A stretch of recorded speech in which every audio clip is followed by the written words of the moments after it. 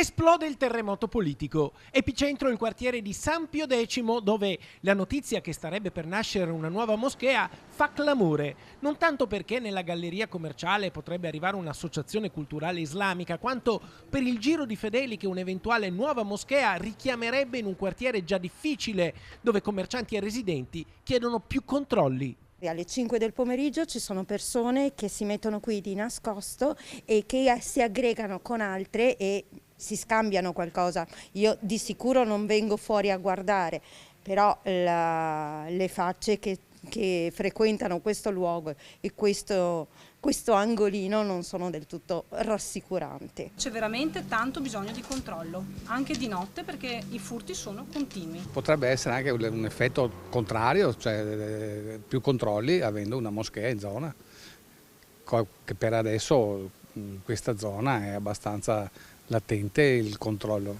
Sono appena stato da una mia amica, ha avuto 2 furti in 15 giorni, per cui in un negozio qua sotto. Insomma, la nuova moschea, se nascerà qui in via Giuriato a San Pio X, porterà molta gente in un quartiere che ha già tanti problemi. E così esplode la bomba politica con il centrodestra che si scatena, a cominciare dall'ex sindaco Francesco Rucco, che si è informato sull'eventuale cambio di destinazione d'uso dello spazio dove potrebbe nascere la nuova moschea. In comune non c'è alcuna pratica di cambio di destinazione d'uso a fini appunto religiosi. Noi consiglieri comunali e i consiglieri di quartiere della zona siamo pronti ad essere presenti sul territorio, lo facevamo già, lo faremo anche in via Giuriato, attenzionando questa situazione, raccogliendo le dovute informazioni e segnalando alle autorità preposte eventuali abusi di legge che potessero essere utilizzati per aprire strutture religiose che non possono essere autorizzate in quel quartiere.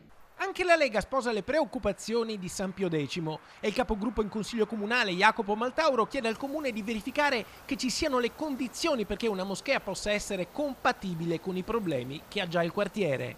Io credo che il quartiere di San Pio sia un quartiere, una zona che ha già diverse problematiche, spaccio, degrado, situazioni di microcriminalità, i commercianti, la nostra gente è in difficoltà, la convivenza con altre popolazioni non è semplice. Inserire in questo contesto un nuovo edificio di culto islamico, magari senza la corretta valutazione delle regole, dell'impatto sul contesto di San Pio, non credo sia una scelta intelligente e lungimirante. Va fatto un confronto con i commercianti, i cittadini, i residenti del quartiere e soprattutto va attenzionato in maniera precisa che queste richieste arrivino nel rispetto dei regolamenti e delle norme del nostro ordinamento.